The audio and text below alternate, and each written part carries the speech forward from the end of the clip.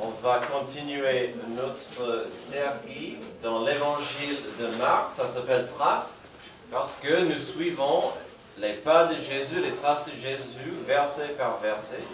Et donc, ça veut dire qu'aujourd'hui, nous aurons devant nous les 6 premiers versets de Marc, chapitre 6. Si vous aimeriez avoir une Bible dans vos mains, c'est un peu plus utile, parce que parfois c'est un peu compliqué de voir l'écran dans ce format. Dans les Bibles rouges, je l'ai écrit, mais j'ai plus la page. J'aurais pas dû écrire Marc ce moment. chapitre 6, 764. Merci, si vous avez une Amen, Bible amen. rouge. C'était 600. 764. Merci. Donc, Marc 6. Alors, cette série Traces avance petit à petit. Nous commençons aujourd'hui le 6e chapitre avec une histoire incroyablement triste, à mon avis, car il soulignera une vérité universelle. On verra un exemple triste du dicton bien connu, vous le connaissez, les apparences s'en trouvant trompeuses. Parfois, nous en sommes coupables. On peut regarder quelqu'un, on peut faire un jugement basé sur ce qu'on voit. Parfois, on est victime de cette notion. Tu peux quand même... So I'm at the airport and they've got this deal for 5 donuts for $5, which is an awesome deal because it's pretty much the same price as buying 3 donuts anyway, so it doesn't matter. On va And I set my recommencer- stuff down and I pick up the paper and I start reading the paper and this guy sits down across the airport and they've got this deal for 5 donuts for $5, which is an awesome deal because it's pretty much the same price as buying 3 donuts anyway, so it doesn't matter. And I set my stuff. Ok, donc, excusez-moi. J'ai une vidéo à vous montrer pour illustrer ce problème, que parfois les apparences sont trompeuses. Alors c'est en anglais, comme vous avez constaté, et c'est sous-titré, mais c'est en bas, donc je suis désolé. Faites votre mieux de lire ce que le monsieur va vous expliquer sur cette histoire, d'accord? Donc, allons-y. So I'm at the airport and they've got this deal for 5 donuts for $5, which is an awesome deal because it's pretty much the same price as buying 3 donuts anyway, so it doesn't matter.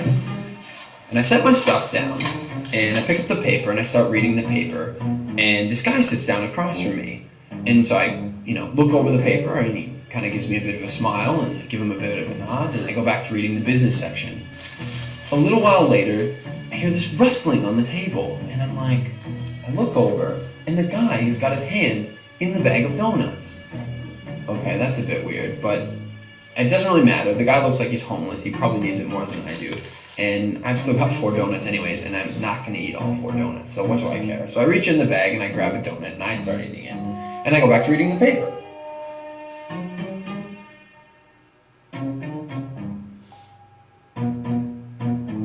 So I'm just getting into the social pages and I hear this rustling on the table again.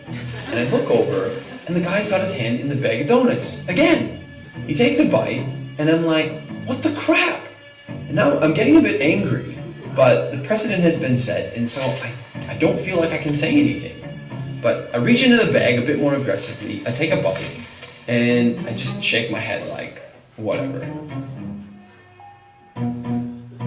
So a few minutes have gone by and there's this call on the loudspeaker for the next departure and the guy gets up and he starts gathering up all his stuff and he gets to the end of the table and he stops and I see him out of the corner of my eye and he reaches into the bag and he pulls out the last donut and I'm like, seriously? And he looks at me, he breaks it in 2 and he hands it to me. I reach out and I take this half and I'm in total disbelief and he kind of nods at me and he walks off.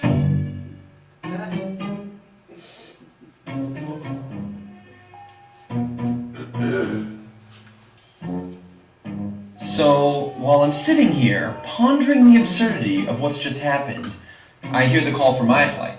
And so I get up and I grab my bag and I grab my jacket and under my jacket is my bag of donuts. Not only was I eating that guy's donuts the whole time, and he didn't say anything, he took out his last donut, and he broke it in half and gave it to me. Amen, amen. Alors, Alors, dans cette présentation, il y avait des signes de la vérité, de ce qui était vraiment la situation réelle. La vérité n'était pas difficile à découvrir, mais entre l'orgueil de mesure et les apparences du préjugement, il y avait une histoire un peu moche et embarrassante à la fin. On va trouver une situation semblable dans notre passage. Nous verrons quelques obstacles qui existaient à l'époque de Jésus, qui empêchaient, et aujourd'hui aussi qui empêchent, des gens à voir et comprendre qui Jésus est réellement. Je vais lire tout notre passage, le verset 1 à 6, pour plus de contexte global, puis on va bien décortiquer des obstacles devant nous. Je vous invite à regarder dans vos Bibles pendant cette petite lecture chapitre 6, 1 à 6. Jésus partit de là et se rendit dans sa patrie. Ses disciples le suivirent. Le jour du sabbat, il se mit à enseigner dans la synagogue. Beaucoup de gens l'entendirent. Ils étaient étonnés et disaient, « D'où cela lui vient-il? Quelle est cette sagesse qui lui a été donnée? Et comment de tels miracles se font-ils par son intermédiaire? N'est-il pas le charpentier, le fils de Marie, le frère de Jacques, de Joseph, de Jude et de Simon? Et ses sœurs ne sont-elles pas ici parmi nous? » Et il représentait un obstacle pour eux. Mais Jésus leur dit, un prophète n'est méprisé que dans sa patrie, parmi ses parents et dans sa famille. Il ne peut faire là aucun miracle, si ce n'est qu'il guérit quelques malades en posant les mains sur eux, et il s'étonnait de leur incrédulité. Alors, je vous rappelle, si vous n'étiez pas là depuis quelques semaines, quand il dit, il vient ici à Nazareth, il vient d'avoir plusieurs victoires, plusieurs histoires incroyables. On a vu Jairus, qui a reçu sa fille, ressuscité des morts. On a eu la femme qui a été guérie après 12 ans d'une maladie grave. Beaucoup de bonnes et belles victoires. Et donc, il arrive chez lui. Donc, on verra quels obstacles peuvent empêcher certains à comprendre combien Jésus-Christ est capital pour nous. Ces obstacles, nous les avons devant nous aujourd'hui, chaque jour. Il faut bien expliquer parfois ces problèmes. D'abord, on peut voir ses capacités sans comprendre son autorité. Jésus partit de là, se rendit dans sa patrie, ses disciples le suivirent. Le jour du sabbat, il se mit à enseigner dans la synagogue. Alors là, c'est normal, mais c'est son enseignement qui va étonner. Beaucoup de gens l'entendirent. Ils étaient étonnés, ils disaient, de où cela lui vient-il? Quelle est cette sagesse qui lui a été donnée? Comment de tels miracles se font-ils par son intermédiaire? Alors commençons avec une vérité simple que nous avons déjà vue dans l'évangile de Marc. Puis on verra pourquoi ce passage est tellement et profondément triste. Pourquoi Jésus était là à Nazareth? Et pourquoi il était devant tout le monde dans la synagogue? Alors pourquoi il était à Nazareth? C'est ça. C'était chez lui. Il rentrait tout simplement pour voir sa famille, son ancien quartier, ses amis de l'enfance, qui n'aiment pas de rentrer chez eux s'ils vivent plus loin. Et donc, il voulait rentrer. Ça fera la 12e fois que depuis le début de son ministère, il rentre à Nazareth, chez lui. Et donc, ça c'est le pourquoi il était là. Deuxième chose, pourquoi il était aux synagogues, il enseignait. Alors ça, c'est tout à fait normal. C'était dans la culture du jour, si quelqu'un, un enseignant, arrivait en visite, on l'invitait à partager un mot. Et donc c'était un geste d'honneur. Jésus, tu es un docteur de la loi, enseigne-nous. Et donc c'est pourquoi il était là. Nous avons ici devant nous peut-être un des passages le plus tristes dans le Nouveau Testament. Parce que sur certains niveaux, des auditeurs, des gens présents pouvaient avouer que Jésus était doué. Ils entendaient, ils constataient que Jésus enseignait avec une sagesse et une capacité incroyable. Alors, je ne sais pas, si vous étiez là au début de notre série, on a vu ça. Chaque fois que Jésus entrait dans une synagogue pour enseigner, les gens disaient, mais c'est quoi ça? C'est incroyable. Il enseigne, si vous vous souvenez, au début de l'évangile de Marc, il disait, il enseigne avec autorité. On n'a jamais entendu quelque chose comme ça. Et donc, c'était la même chose. Chaque fois que Jésus expliquait la loi, il prêchait de la repentance et la venue du royaume de Dieu, et avec une autorité, avec une sagesse inouïe. Et les gens étaient impressionnés, touchés, mais ici chez lui, c'était autre chose. Et donc, le contenu pour eux, ce n'était pas assez. Le contenu. Est-ce que tu peux chercher mon sac? C'est juste sur une table. Merci. Le contenu n'était pas assez pour eux. Ils ne pouvaient pas accepter le contenu sans voir la source. C'est dingue. Ils ont apprécié ce qu'ils entendaient, mais ils devaient faire la séparation avec qui parlait. Et c'était incroyable. On verra la deuxième moitié de la question au verset 2, mais d'abord étudions la première moitié. Merci.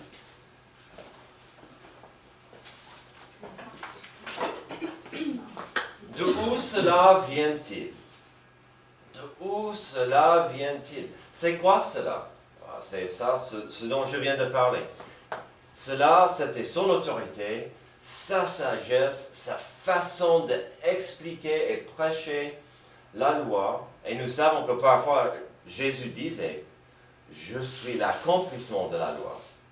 Je suis la réponse à ce que vous cherchez dans la loi. » Puis, ils avouent que son enseignement dépassait l'ordinaire. Même plus qu'un prêtre ou un pharisien pouvait enseigner. Ils étaient étonnés. Il est incroyable de voir que ces gens pouvaient intellectuellement comprendre l'importance de la sagesse, la puissance de l'enseignement de Jésus sans l'accepter parce que ça venait de lui. Ça serait comme si chaque dimanche, je me cachais derrière une marionnette. Et même si c'était ma bouche qui parlait, le message ne change pas. À un moment donné, les gens diraient, mais il n'est pas sérieux. On comprend le message, mais il n'est pas sérieux lui. Peut-être les enfants aimeraient ça. Merci. Vous comprenez cette notion? Ils ne pouvaient pas. Ils voyaient que Jésus, le gamin qu'on connaît tous. On a grandi avec lui. Ils ne pouvaient pas séparer le message du messager. Ils ne pouvaient pas apprécier la parole sans accepter le porte-parole. Et franchement, si quelqu'un ne peut pas accepter le message de Jésus-Christ, qu'est-ce qui reste? Et ça nous donne la suite de ce scandale bizarre. Ils ont dit, comment de tels miracles se font-ils par son intermédiaire? Des théologiens disent que selon le timeline, l'histoire de Jésus, le début du ministère de Jésus, nous sommes ici à la 12e visite de Jésus à Nazareth. La première était au début et des gens avaient du mal à cette époque, la première fois, à accepter Jésus et son enseignement. Mais depuis, Jésus est allé un peu partout en faisant des miracles, des guérisons, des choses impossibles. Il a montré au monde sa puissance divine. Et on a vu ça. Il a guéri des démoniaques, des aveugles, des lépreux. Des gens sautaient sur lui. Ils étaient si désespérés de recevoir un miracle. Et donc, ces gens ont entendu. Jésus, il a des capacités. Il peut faire des miracles. Mais comment? C'est quoi le truc? Comment il le fait? Est-ce qu'il triche? Quelque part dans la question, comment il fait ces miracles, il y a un déni de la source et l'importance des miracles de Jésus-Christ. Et je pense, quelque part, il y a presque un défi, un challenge. Montre-nous Jésus, prouve-nous, émerveille-nous Jésus avec quelque chose de miraculeux. Si on a entendu les histoires, donc allons-y, faites quelque chose. Ces gens voyaient ses capacités sans comprendre son autorité. Il était pour eux quelqu'un avec quelques mots corrects et beaux, un discours intéressant, peut-être un magicien, mais pas plus que ça. Et son autorité venait de où? Ça venait de sa personne. Emmanuel, Dieu avec nous. On pouvait aussi tracer son autorité de son baptême, lorsque la voix de Dieu puissant, le Père éternel, a proclamé du ciel, « Voici mon Fils bien-aimé en qui j'ai mis toute mon affection. » Vous voulez savoir d'où vient son autorité, ses capacités? Ça venait de son Père. Et la bénédiction du Saint-Esprit sur lui. Dès ce moment, Jésus montrait de plus en plus d'autorité. Mais leurs yeux, leur cœur étaient voilés. Voilés par quoi? Un manque de foi, de la familiarité. Quels obstacles peuvent empêcher certains de comprendre combien Jésus-Christ est capital pour nous? Donc, on a vu cette notion de voir ses capacités, mais de ne pas apprécier l'autorité derrière. Aujourd'hui, ça existe. Oui, Jésus était sage. Oui, il avait des bels discours. Mais il n'était pas Dieu. Deuxième obstacle. Bien sûr, c'est lié au premier, mais on verra quelques différences. Des différences qui font obstacle toujours aujourd'hui autour de nous. On peut voir son humanité sans comprendre sa divinité. Le verset 3. N'est-il pas le charpentier, le fils de Marie, le frère de Jacques, de Joseph, de Jude et de Simon? Et ses sœurs ne sont-elles pas ici parmi nous? Et il représentait un obstacle pour eux.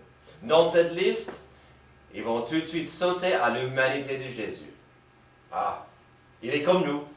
Il est simplement humain, car il n'est qu'un simple charpentier. Alors, si les premières questions que nous avons vues étaient un peu logiques et liées, dans le premier point, au contenu de son discours et des actions que Jésus a fait, ici, le ton de la conversation devient très sceptique, très négatif, même pointu.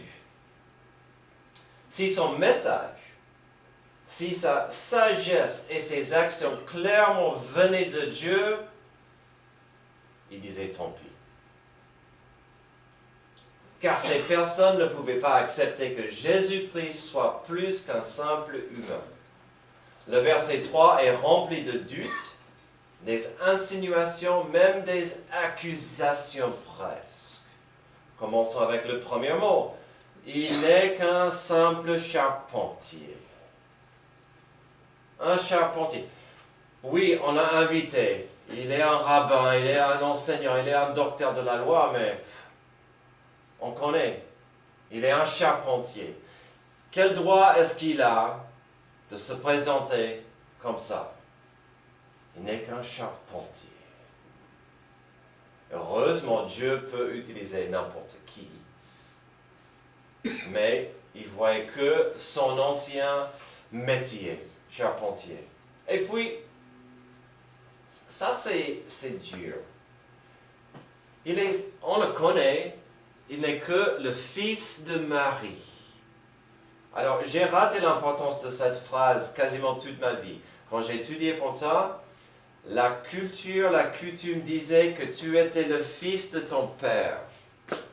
Et parfois, on voit Jésus, fils de Joseph. Si ici on saute Joseph, c'était une insulte. Ils étaient même en train de questionner s'il avait un père correct, si Marie avait été mariée, si le père de Jésus était un homme correct et bien connu. Il n'est pas le fils de Joseph, il est le fils de Marie. C'était très pointu. Et puis, il est le frère de Jacques, José, ses sœurs. Ils sont tous là, on connaît tous ses frères. Alors, il se prend pour qui? Parce qu'on connaît tout le monde dans cette famille. Oui, il était plus sage que les autres. Oui, Marie disait à Jacques, pourquoi tu ne peux pas être plus comme ton frère? Hein, vous connaissez la blague. Mais non, on connaît la famille. Il est l'un de nous. Nous pourrions faire une longue liste de choses tristes ici, de pourquoi ils ont raté la vérité de la divinité de Jésus. Mais voyons quelques exemples. Il y a sa généalogie. Alors, beaucoup de gens trouvent que Matthieu chapitre 1 est un peu long, pas trop palpitante. Mais Matthieu chapitre 1 est fascinant au niveau de prouver déjà que Jésus était l'héritier du trône. Des deux côtés, de Joseph et de Marie, il venait de la ligne de David. Il y a ça. Et donc sa généalogie prouvait qu'il avait le droit d'être roi. Personne voulait vérifier ça. Et ça, j'ai toujours trouvé ça fascinant. Quoi d'autre? Il y avait les 400 ans de silence entre Malachie et l'apparence de Jean le Baptiste et Jésus. 400 ans de silence où le peuple souffrait et voulait entendre la voix de Dieu. Tandis qu'il y avait des prophéties que Jean le Baptiste allait venir pour annoncer la venue du Messie. Après 400 ans, ça arrive. C'était indéniable qu'il y avait un prophète. Et qu'est-ce que le prophète disait? Voici l'agneau qui ôte les péchés du monde. Et donc, il y avait ça devant eux. Comment ils ont raté ça? Et puis, bien sûr, les miracles. Même si les gens de Nazareth n'ont pas vu des miracles, tout le monde en parlait. Jésus peut guérir des gens. Et on ne peut pas expliquer comment. Ce n'est pas des bizarres gestes de magie. Puis, il y a une vérité à ne pas rater ici. J'en ai fait allusion tout à l'heure quand j'ai mentionné le début de son ministère. La présence et la bénédiction du Saint-Esprit dans la vie de quelqu'un est capitale. Jésus était toujours parfait, il était toujours divin et sans péché avant le début de son ministère. Mais il n'a pas trop montré des évidences de plus avant cette onction et le commencement officiel de son ministère. Ces gens-là, ce jour-là, ne comprenaient pas cela, ça c'est clair. La même chose peut arriver dans la vie des chrétiens. Certains dons, certaines capacités deviennent plus évidents, plus prononcés si l'appel de Dieu et la consécration de Dieu est sur un de ses serviteurs.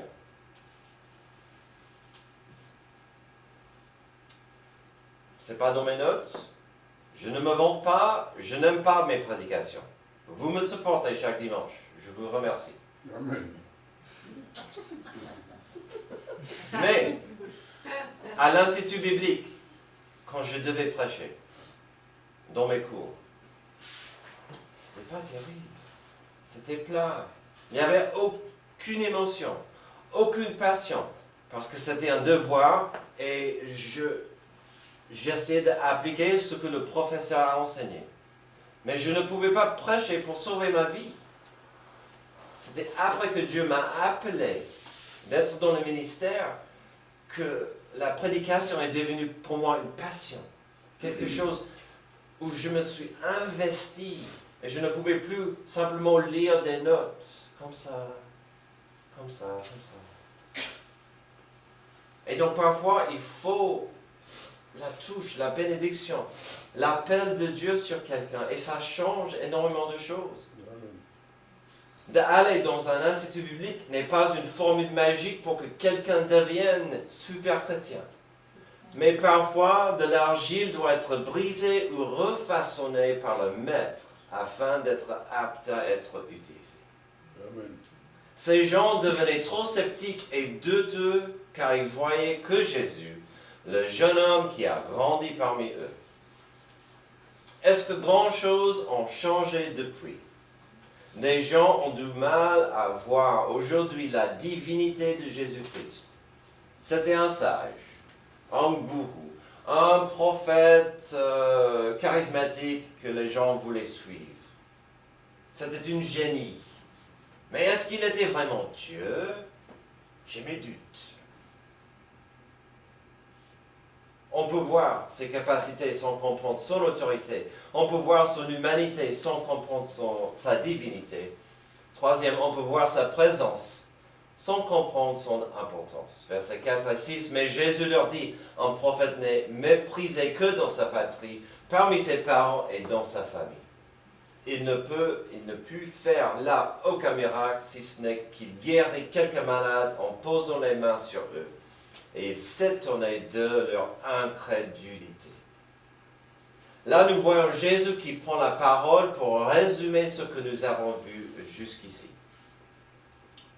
Il disait, vous me voyez, vous constatez que je suis là, que j'ai des capacités et des compétences hors normes, incroyables.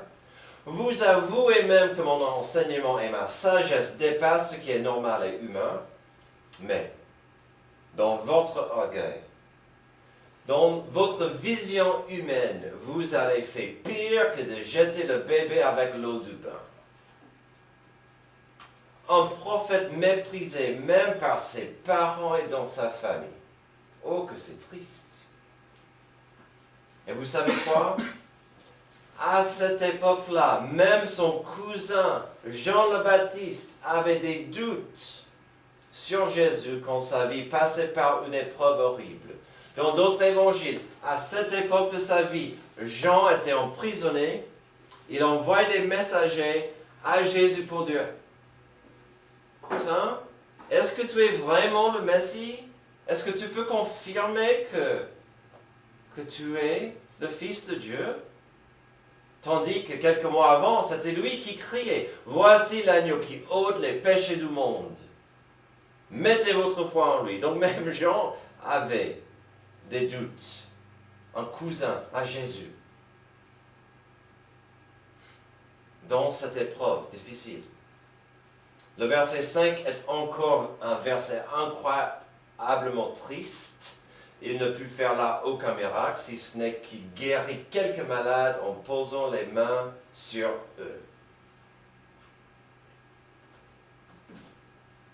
Il n'y avait quasiment personne content dans cette formule. Parce que si la public voulait voir des grands miracles, ça n'arrivait pas. S'il y avait des gens dans le besoin, ils n'en recevaient pas. Pourquoi? Car normalement, c'était le niveau de la foi des gens qui touchaient Jésus à guérir. Le niveau de foi des personnes autour de Christ alimentait sa compassion. Pensez-y un moment.